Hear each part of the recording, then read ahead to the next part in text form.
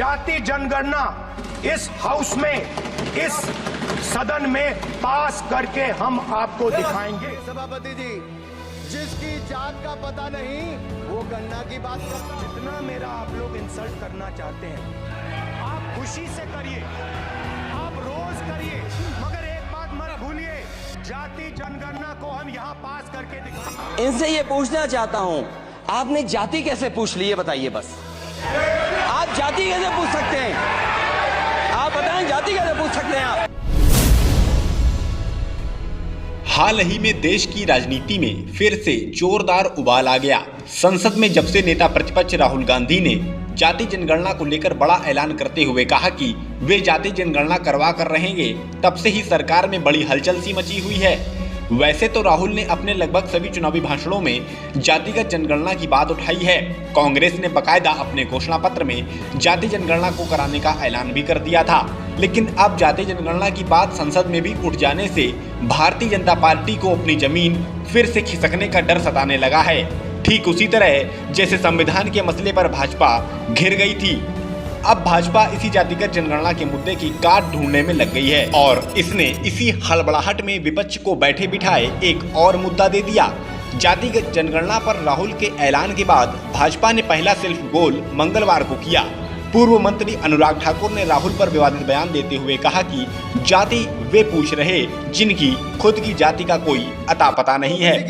जनगणना की बात बहुत की जाती है। माननीय सभापति जी, जिसकी जात का पता नहीं वो गणना की बात करता है। हालांकि ये बयान व्हाट्सएप यूनिवर्सिटी से प्रेरित है, जिसका तुरंत सपा मुखिया अखिलेश यादव ने पुरजोर तरीके से विरोध किया। इनसे ये पूछना चाहता हूँ, आपने जाति कैसे पूछ ली है बताइए बस। आप जाति कैसे पूछ सकते हैं? आप बताएं, जाति कैसे पूछ सकते हैं? आप पूछ के दिखाओ जाति को। आप जाति कैसे पूछोगे तुम? कैसे पूछोगे जाति? भाजपा ने अपना नुकसान तब और कर लिया जब खुद पीएम मोदी ने अनुराग ठाकुर के भाषण की तारीफ करते हुए सोशल मीडिया पर शेयर कर दिया और इस भाषण को सुनने की अपील तक कर डाली। वैसे अनुराग ठाकुर का बयान कहीं ना कहीं समाज में फैली उस पुरानी सोच की भी व्याख्या करता है जिसमें न अंतर धार्मिक विवाह को अनुमति दी जाती है और न अंतर जाति विवाह को। ऐसी सोच ब्राह्मण को पूजा पाठ, क्षत्रिय को सैनिक तक ही सीमित रखती है।